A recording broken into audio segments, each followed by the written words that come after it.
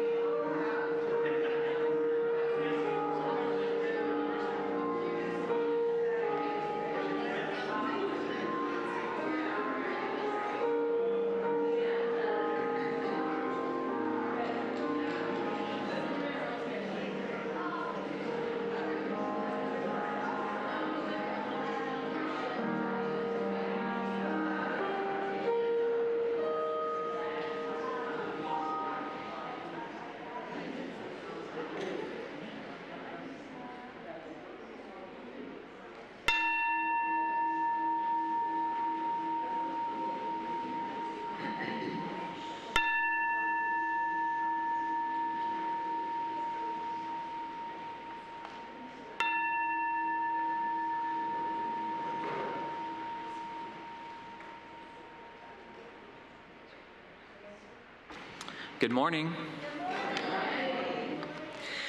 Welcome to the First Unitarian Church of Orlando. I am Wesley Boyce, serving as today's worship attendant. With me in today's service are our spiritual leader, Reverend Margalie Belizaire, Director of Lifespan Religious Enrichment, Judith Stein-Farrall, Director of Music, Aubrey Connelly-Candelario, accompanist, Daniela Monzon-Villegas, and guest soloist, Ella Draudy, board member, Ronnie Monteith, and chalice lighting helper, Elias.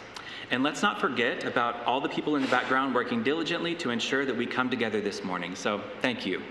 Thank you.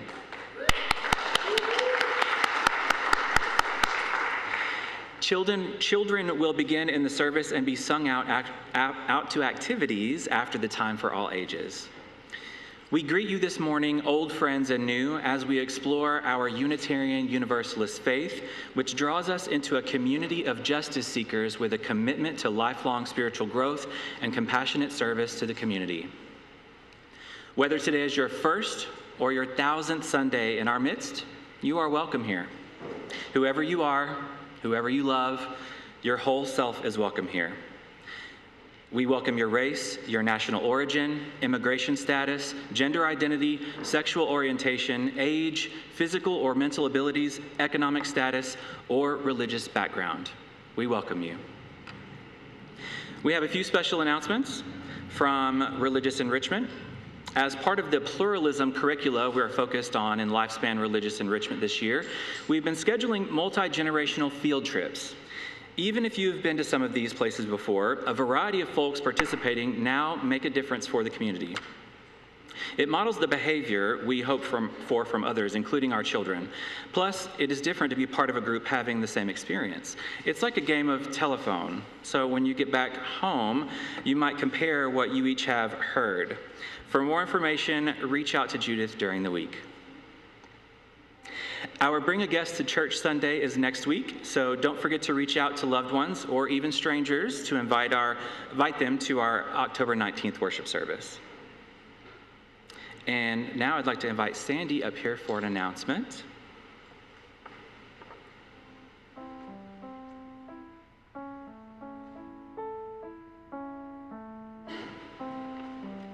Hi, everybody. I'm here to remind you once again that next Saturday is the Pride Parade. Woohoo. You got to plan on joining us. Why, Sandy? Well, let me tell you. It's a lot of fun, and it's very, very special and important, especially for our queer community, to see a religious organization like ours actively participating. For some, it's their first time witnessing that a faith community can be so supportive of everyone. And they're moved because we say we side with love and we mean we side with love. So we'll have signs and displays declaring our values as we march, as well as we'll have a booth around Lake Eola.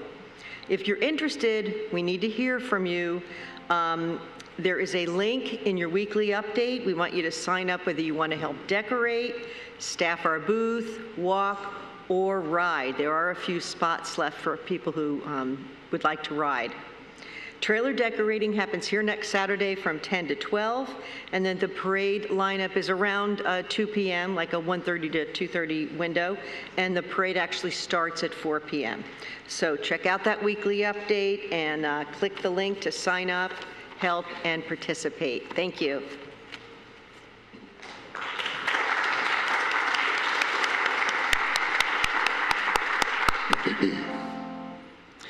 The mission of the First Unitarian Church of Orlando includes a call to compassionate service to the community. Our Share the Plate program is one of the ways we live our mission and Unitarian Universalist values, sharing our abundance with local organizations or community partners whose goals and values mirror our own. Like last year, 1U will select 6 nonprofit organizations serving our community to support financially in 2026. If you are a 1U member ready to nominate a 501c3 community organization that you are involved with, complete the form online by October 23rd. The list will be rank voted by the congregation, members and friends, and the top 6 organizations will be next year's Share the Plate recipients. The hope is that the congregation will build stronger relationships with each organization, amplifying our values of generosity, interdependence, and justice. Visit our website to learn more. Saturday, October 25th from 10 a.m. to 6 p.m. at Orlando Festival Park. Join the Green Team to help set up, run, and strike our booth representing 1U. Look for Tess Yonker, Mary DuBois, and Debbie Reinhardt during social hour, or send an email to the Green Team to volunteer. On October 25th at 6 p.m., the fellowship team will open the gates to the underworld for an adult and teen-themed Halloween party. Inspired by the Disney film Coco, yes. You are invited to bring a photo and light a candle for those whose memory you wish to call forth. They delight in hearing their names spoken. Then stay for food, games, oracle readings, magical craft making, music, laughter, and togetherness as we continue to build belonging and cultivate compassion within beloved community. Childcare will be provided in the Enrichment Center. The order of service can be accessed via the QR code up on the screen right now. Please note that a link to the event calendar is at the bottom of the order of service. Please click on it to view what's going on at 1U. For more information about our congregation and announcements, go to orlandouu.org or email info@orlandouu.org. Thanks again for being here in person and online today. All right, so we're going to welcome our chalice lighter, Elias. Come on up, Elias. Elias is 7 years old. He's in 2nd grade at Michigan Avenue Elementary. He likes being with friends, making new friends, and loves reading books about history.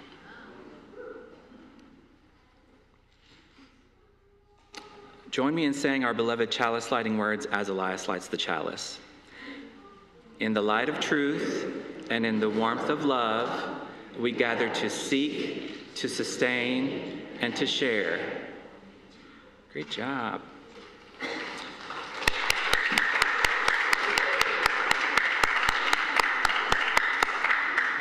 Now, please stand and join in singing our opening hymn, number 93, To Mercy, Pity, Peace, and Love. The words will be projected on the screen.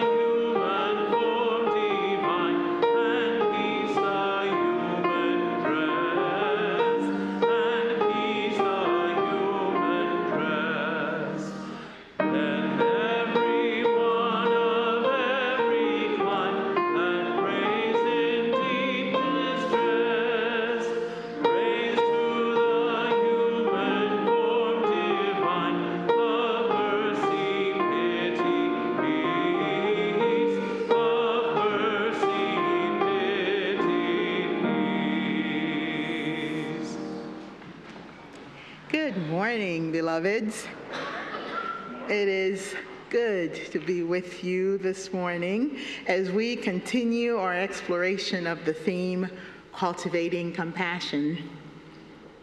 And today, we will focus on compassion versus pity. So I call us to worship with this reading by Mark Nepo, and I ask you to really reflect on these words. My soul tells me that we are all broken from the same nameless heart, and every living thing wakes with a piece of the original heart aching its way into blooming. This is why we know each other below our strangeness, why when we fall, we lift each other. Or when in pain, we hold each other. Why, when sudden with joy, we dance together. Life is the many pieces of that great heart loving itself back together. So, with love and compassion in our hearts, let's greet one another and try to find someone you have not greeted before.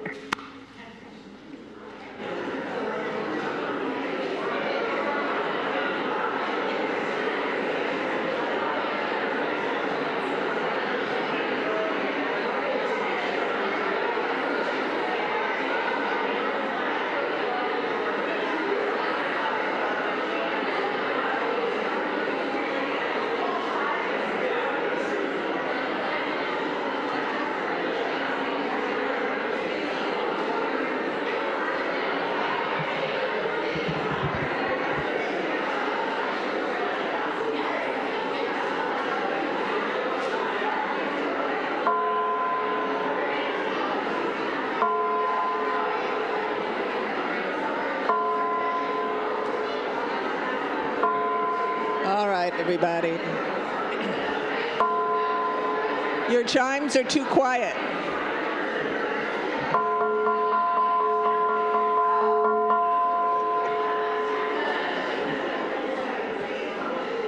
Do I have the mic now? Do I have a working? Yes, there we do. Hi. So I'd like to invite our children and youth at heart to join me up here as I share A Time for All Ages, a short story. 1, 2, okay, I do have some children. I was beginning to wonder.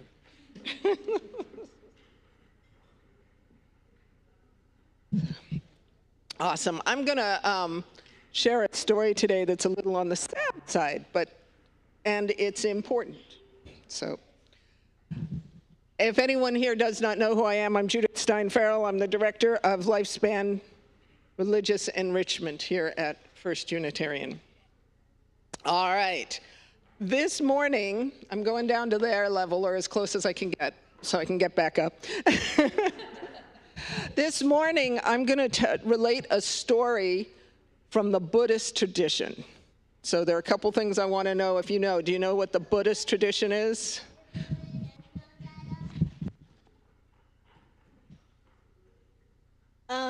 It's like a religion where they worship this golden bald dude. So, okay, thank you.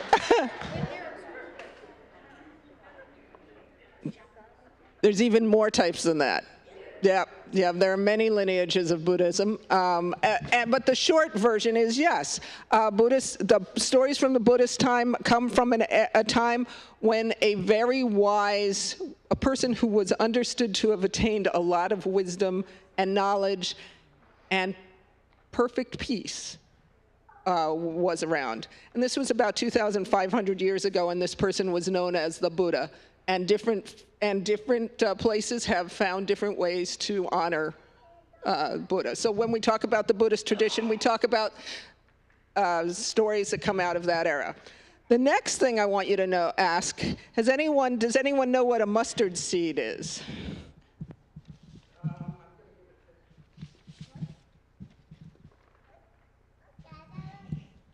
Mustard is a type of plant. Mustard is a type of plant, and it's a plant we use in cooking. If you all want to see it, come on up, pass it around and look. Is there anybody that's got allergies to mustard that I need to worry about? Okay, go ahead, pass it around and take a look, because the story involves mustard seeds, and you can look. All right, so once upon a time in Buddhist time, in about 2,500 plus years ago, a young woman named Kisa lived, and she had a little baby. This little baby, she loved this little boy with all her heart and soul, more than any mother could love any child. And she took great care of this child, but one day, this little baby got very, very sick. And mom loved this child so much and tried very hard to keep the baby well, but the baby got sicker and sicker, and sadly, this baby died. Okay? And Mom Kisa was very, very upset and could not imagine living, how sad, and her heart was breaking. And she went to her neighbors and she talked to her neighbors and she said, "Please, neighbors, do you have any medicine or any magic that might bring my baby back to life, my child back to life?" And the neighbors looked at her and they were very sad. And they said, "We are so sorry about this, but we don't know, we know how hard it hurts you to have lost your child, but we know we don't have any magic that can help you." And so she left that neighbor and she went to the next neighbor and she went to the next, and nobody could help her. So one of the neighbors said, why don't you go talk to the Buddha, this very wise and realized person? Maybe he can help you. And so Kisa went to the Buddha and sat down and thank you, and explained, I do not want my baby not to be alive. I am hurting so much. It's so hard to not have this child with me. And I need your help. Please help me. I will do anything. And the Buddha said, looked very lovingly at this young woman and said, okay, I can help you, but first, you must go and get me a mustard seed. So you all saw how small these mustard seeds are, right? Bring me back a mustard seed. And she said, I can do that. And he said, and it must come from a household that has never lost somebody they love. Right? That has never lost somebody or someone they love. So Kisa got up, and she, with a little bit of hope, and she went to the first household and knocked on the door and said, do you have a mustard seed? Now, mustard seeds are very common in some households, and they said, yes, we have mustard seeds. And she said, but have you ever lost anybody that you love? And the family said, well, yes, we have, as a matter of fact. We lost our grandmother not too long ago, and we miss her very, very much, and we're very, very sad. You want to add something? Something they love. I think you've got a wonderful message there. This is true. So he said, everybody loses someone they love. And Kisa found out as she went from house to house that indeed that was true. Every time she knocked on the door, while they might have had mustard seeds, they'd all lost somebody. Right? And she sat there and she thought about that, and her heart started softening up and not being quite as, it was a little easier to bear the loss of her own child because she recognized that she had made a connection with all these other people, and she was not alone in this feeling. And she went to the Buddha and she said, I'm beginning to understand that when you sit and you listen to other people's stories, your compassion grows for yourself as well as for other people. And the Buddha said, that's right.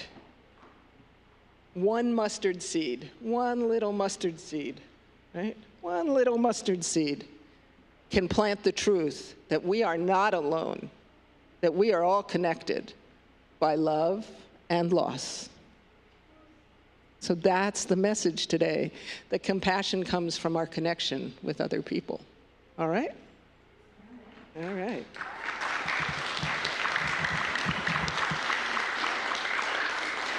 We are about to sing our children out. Before we do, I have one fast announcement. The event at Triple U this afternoon has been canceled, the bracelet making. So if anyone was planning on going, go home instead. So, if our families would please form a loving arch to sing our children out to their classes, we will be doing a pluralism lesson in the classroom today.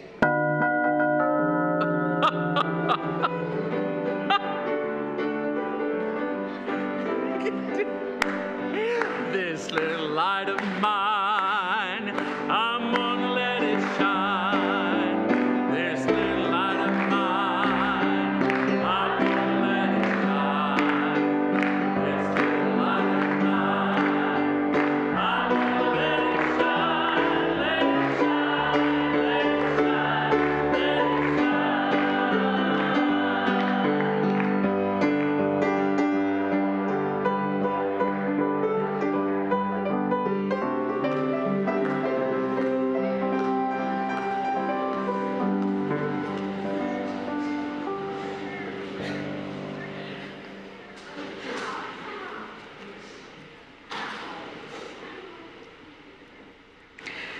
As we continue with our service, I invite you to take a breath.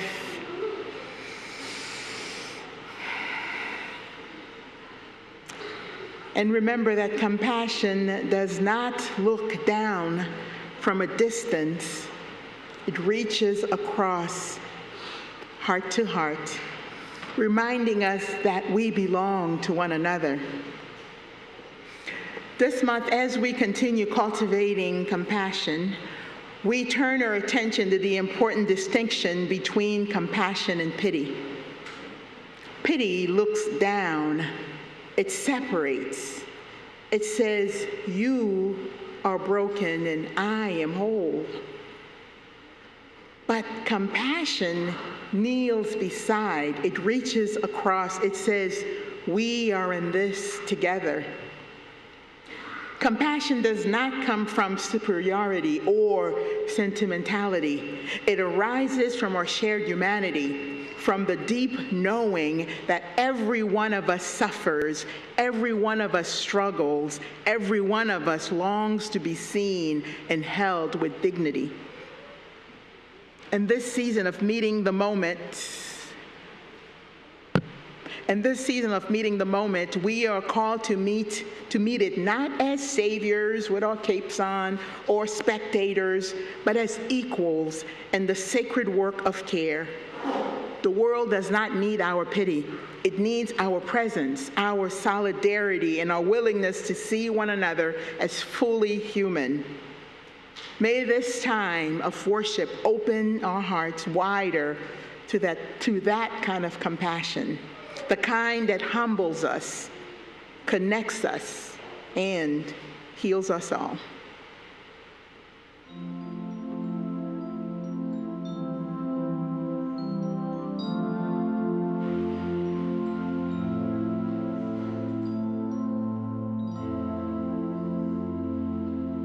Hi, I'm Ronnie Monteith. I'm a rookie member of your board of directors, and hence why I'm standing up here in front of you today. We invite you now into the practice of generosity. It is one of our spiritual values which sustains the life and ministries of the church community. Let us be grateful for the opportunity to give, for it is a privilege to be able to do so. And let us be grateful for our needs, for they give us the opportunity to practice receiving. Today's full collection will go to the ministries of this congregation. There are easy ways to give and share. One is the plate going around today, or online. You may also support this month's Share the Plate Partner Innocence Project of Florida. You can use the link in the newsletter or on the screen, hopefully, yep, to donate directly to them. Please let one you know so that we can keep track of it. And your offering will now be collected. And also, as I said earlier, you can give online.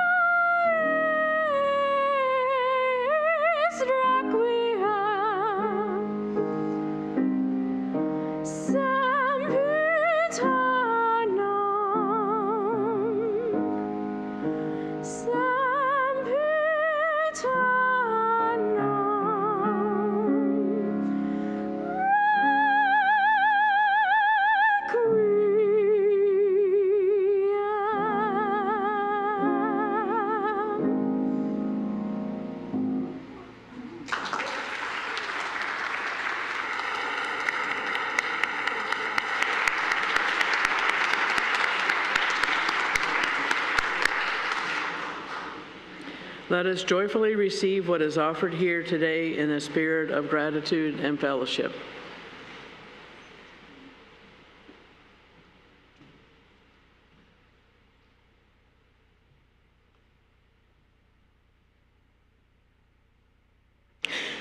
Each week, we make space for our joys and sorrows, the places of lightness and heaviness in our lives. We do this not only to express what is in our own hearts, but to remind one another that no one journeys alone. So if you have a sorrow that you need witnessed or help with, or a joy you wish to share, please contribute to our collective sharing of joys and sorrows, and we read those, we share those with the congregation during this time in our service. You can do so during the week by emailing us at joysandsorrows@orlandouu.org. And if you're attending in service, you can complete a card by the wonderful folks who welcome you at the table outside, and we make sure to share whatever you write, whatever you choose to share. We share it with the larger congregation. And then, of course, we offer the opportunity to share and light in a candle lighting ritual.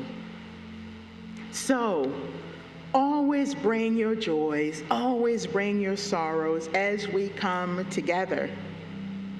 Come just as you are, because your whole self is welcome in this sacred space we are co-creating together. We have both a joy and a sorrow from Neil and Adina Boris, who have a dear friend whose battle with brain cancer is nearing its end. Please send loving energy to Scott, his wife, Lisa Ann, and their kids. I know Neil's back there. Our hearts are with your friends, Neil. We have this joy here. Bob Ledger will celebrate his 80th birthday on Wednesday.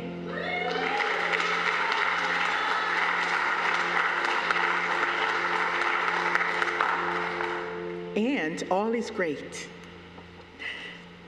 Jeannie Carter wishes happy birthday and happy anniversary to everyone celebrating in October. And these beautiful flowers here are from Catherine Vaquero in honor of birthday wishes and for those celebrating this month. Again, you probably forgot, so I got to remind you again, today is Clergy Appreciation Day. Happy National Coming Out Day.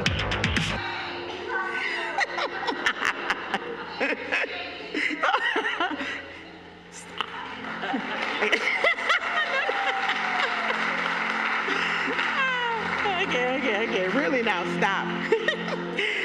Tomorrow is Indigenous Peoples Day, or as some also call it, Columbus Day. And yesterday was October 11th was National Coming Out Day.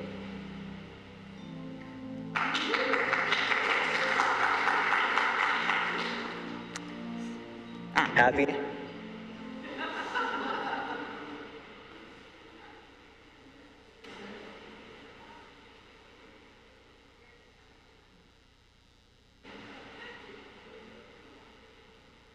Happy National Coming Out Day.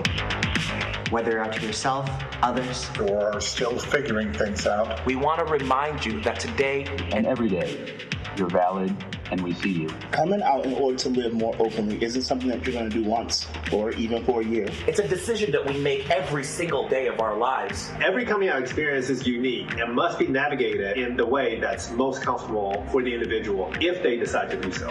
Whether it's for the first time ever or the first time today, coming out can be an arduous journey. But it's also a brave decision to live authentically. Throughout the process of coming out and living more openly, you can and should be in the driver's seat about when, where, how, and with whom you choose to be open. If you or someone you know needs help in their coming out experience, the Human Rights Campaign offers helpful resources to help navigate through the coming out journey. Happy National Coming Out to everyone. You are loved and we see you.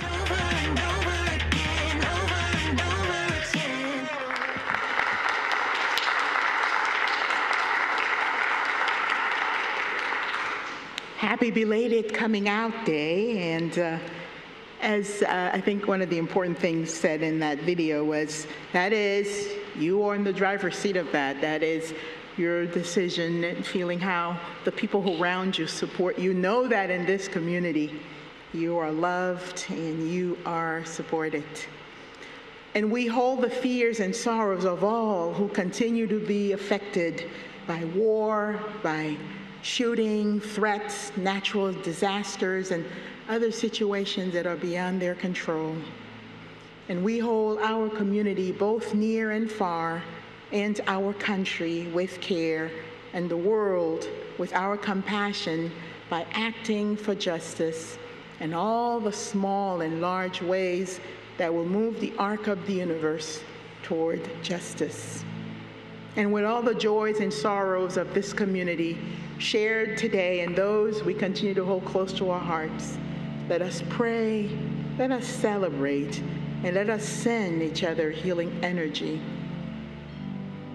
I invite you now into prayer.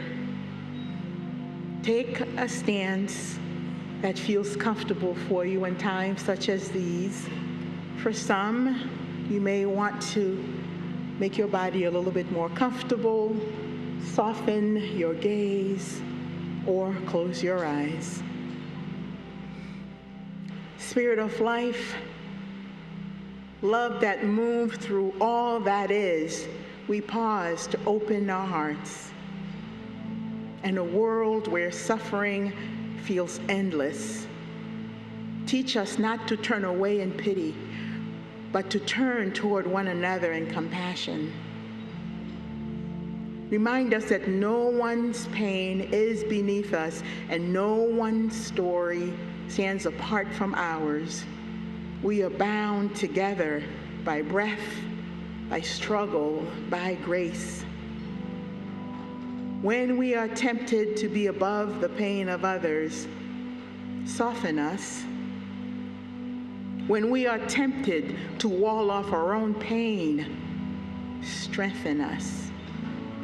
When we forget that compassion is not sentiment but solidarity, call us back to the truth of our shared humanity. May our compassion be spacious enough to hold the contradictions of this life, sorrow and joy, despair and hope, the longing to heal and the courage to begin. And as we meet the moments before us, the hard, the holy, the human, may we do so with open eyes, open hands, and open hearts. In the name of all that connects and sustains us.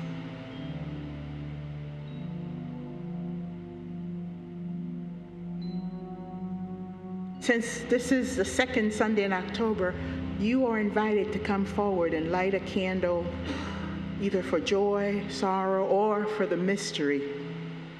Remember that every other Sunday, we will set the altar up prior to service so that you may light one before service, because we will do the 3 candle lighting ritual on the other Sundays. So, as we continue the work of coming together for that one heart to make it whole, come down the aisles. If you are willing and able, we will light a first candle for those joining us online. You can come forward. And we will light a last one for those joys and sorrows that remain unnamed. 3 people can come up at a time. As you may have noticed, we have 3 sets of candles.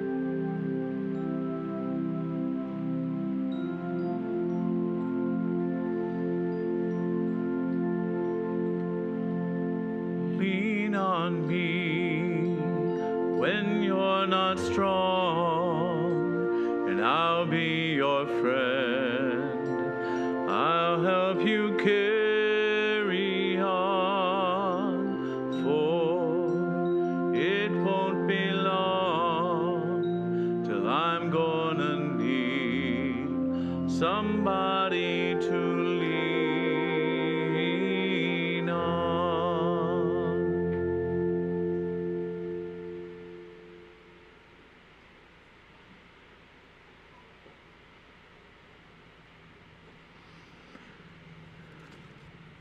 Words of the Buddhist teacher Pema Chodron gets right to the heart of today's message. She writes, Compassion is not a relationship between the healer and the wounded. It is a relationship between equals. Only when we know our own darkness well can we be present with the darkness of others. Compassion becomes real when we recognize our shared humanity. What a powerful truth that is. Compassion is not something that we bestow from above. It is not an act of charity. It's not what happens when the strong helps the weak or the lucky help the less fortunate. Compassion is what happens when two human beings meet in all our vulnerability, in all our imperfection, and choose connection over separation. Yet how easily we can confuse compassion with pity. Pity often wears the mask of care, but underneath it reinforces distance. It says, I feel sorry for you, which is really another way of saying, I'm not like you. Pity draws a line between the healer and the helped. It lets us feel kind without having to feel close. It's a way of acknowledging another's suffering without risking our own heart being touched by it. Compassion, on the other hand, dissolves that line. It refuses the illusion that we are separate or different in any essential way. It understands that our hurts may not be equal, but they are shared. That the ache of being human is something we all know in our bones. Last week, we reflected on Rosemary Trummer's poem, Generous Assumptions, in which she describes that moment when her heart starts to armor itself, bristling like porcupine quills, turning inward. She asks, could I choose instead the silken robe of generous assumptions that allows for compassion, connection, even kindness? That same image serves us today. Pity is like that armor. It protects us from having to feel too much. It keeps us from entering another's pain too deeply because it is uncomfortable to do so.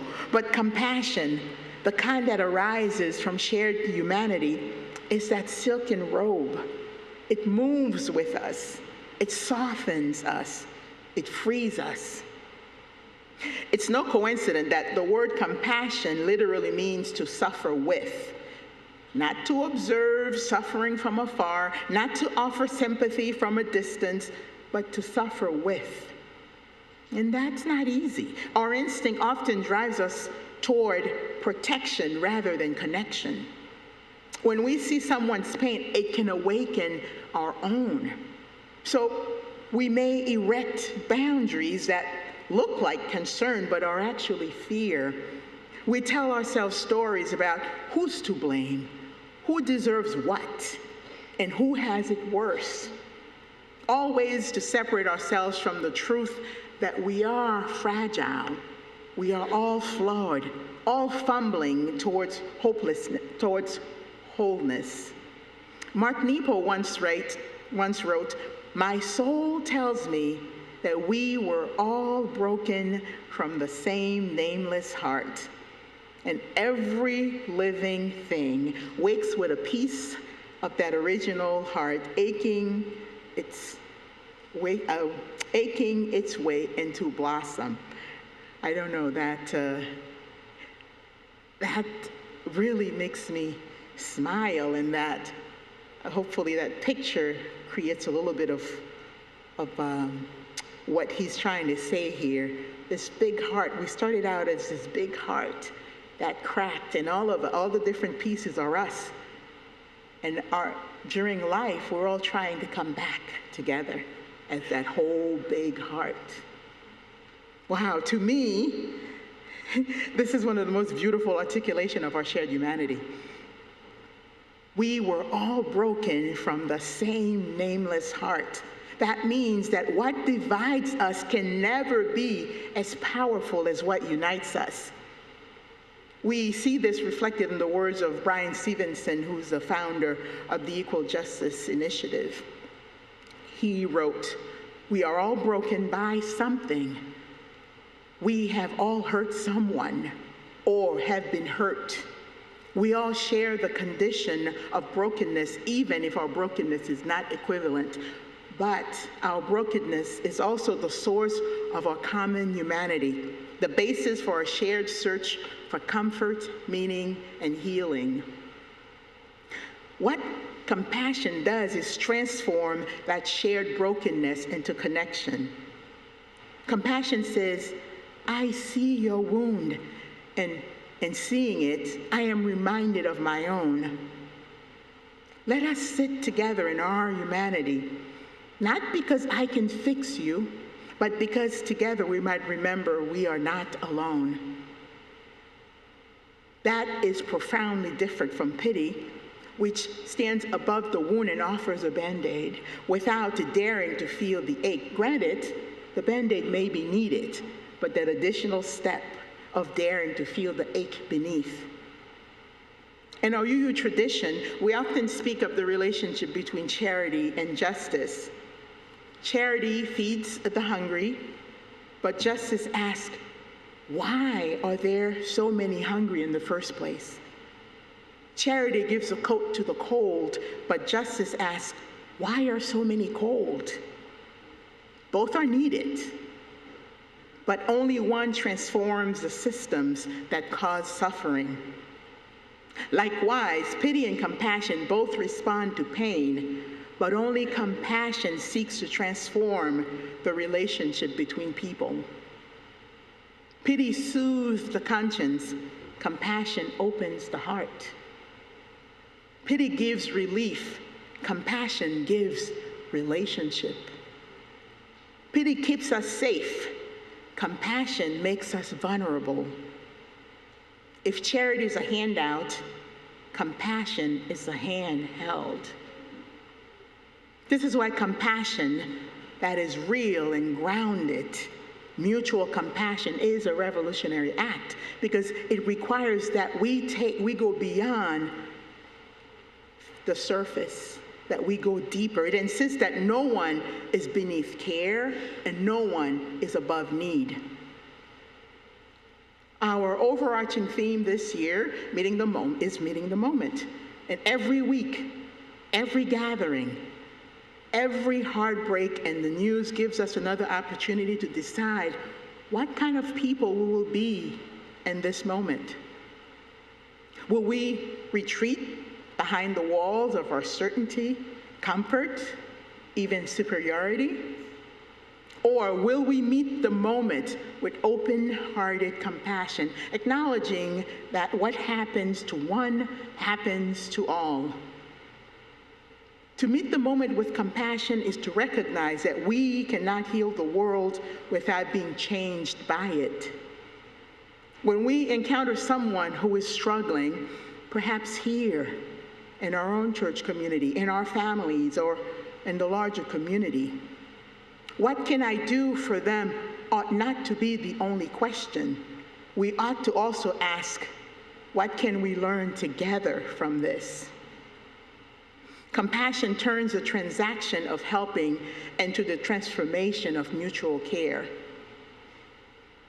Nadia Weber, the Lutheran pastor and theologian, offers a sharp distinction that tends to make me pause. She says, pity is just the paternalistic cousin of contempt.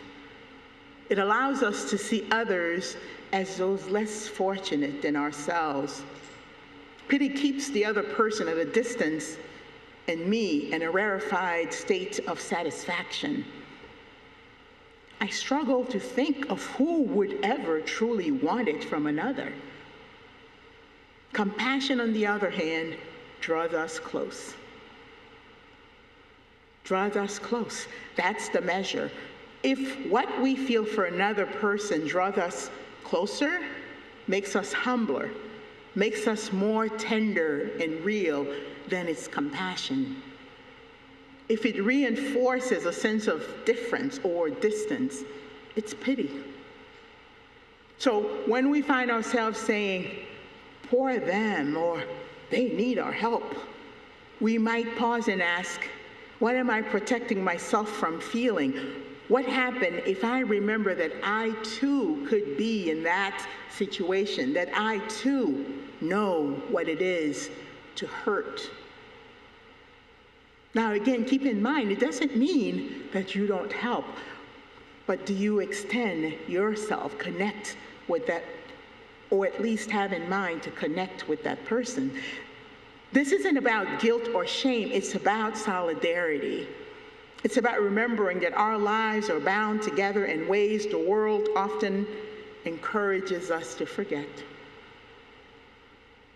The Buddha taught that we are always moving toward or away from freedom. Every time we choose compassion over pity, connection over distance, we move closer to freedom, our own and others. When we choose pity, we move away from freedom. We reinforce the illusion that some lives matter more than others, that some people need saving and others are the saviors. But when we choose compassion, we say, your liberation is bound up with mine. Your pain touches my heart. Your joy gives me hope. And compassion is not soft. It is, in fact, strong. It's what gives us courage to stay present when the world feels unbearable. It's what allows us to keep meeting the moment with our whole selves, even when our hearts are weary. So how do we practice compassion in a world that rewards pity and punishes vulnerability? We can begin small. We can notice when our impulse to help comes with a subtle feeling of superiority. We can notice when our kindness keeps us safe rather than connected. And we can practice curiosity over judgment. We can listen longer. We can ask, what do you need, rather than assuming we already know. We can resist the temptation to rescue and instead choose to accompany, next to, instead of ahead. And we can remember that compassion flows both ways. Sometimes the most compassionate thing we can do is to allow others to help us, to let ourselves be seen in our own need. Beloveds, compassion is not a posture of power, it is a posture of presence. It's not about fixing the world from a distance, it is about being in the world together. And when we live this way, we begin to glimpse at what Mark Nero meant when he said that life is the many pieces of that great big heart loving itself back together. Every act of compassion, every time we resist the temptation of pity and choose instead to meet another person as equal, we help mend that great heart. We participate in its loving itself back together. To cultivate compassion is to meet the moment as it truly is, not from above, not from below, but side by side, heart to heart. May we go forth and meet this moment with open hands, open eyes, open heart, not to pity, but to love. May we be so blessed.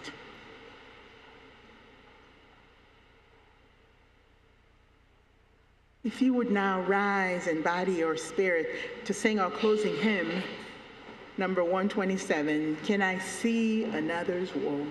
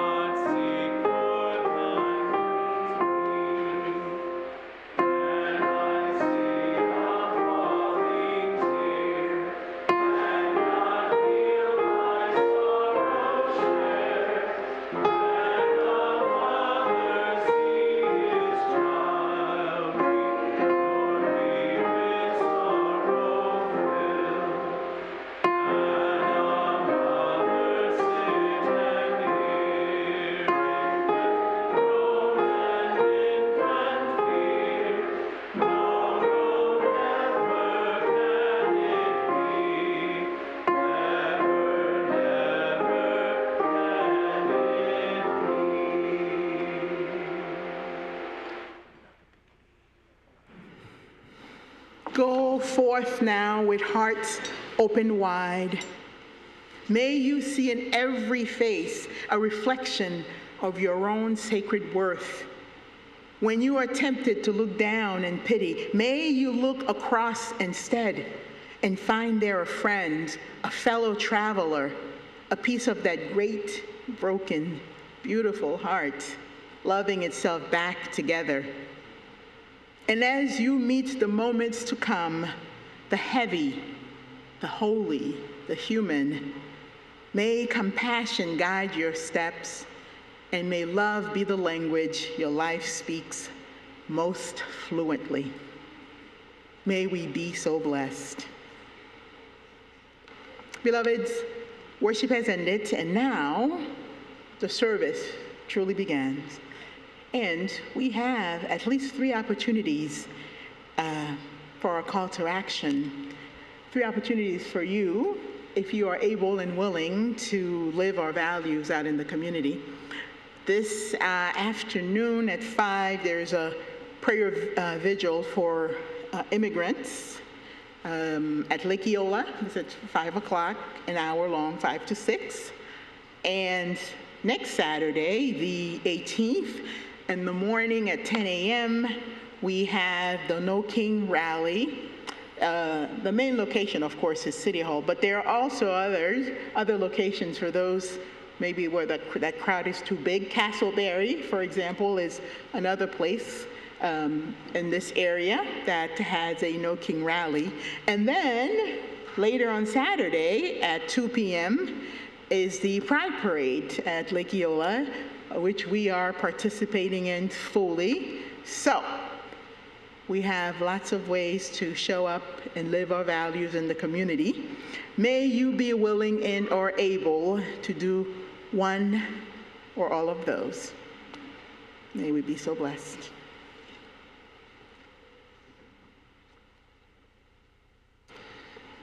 Please say these words with me as we extinguish the chalice. We extinguish this flame, but not the light of truth, the warmth of community, or the fire of commitment. These we carry into the world until we are together again.